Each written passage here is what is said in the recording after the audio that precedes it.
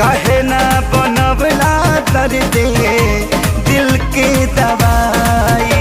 सपना रहल अधूरा सोचल भइल न पूरा, गुजरीले दुख के दौर से।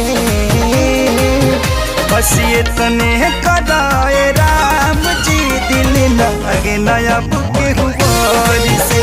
बस ये तने कराए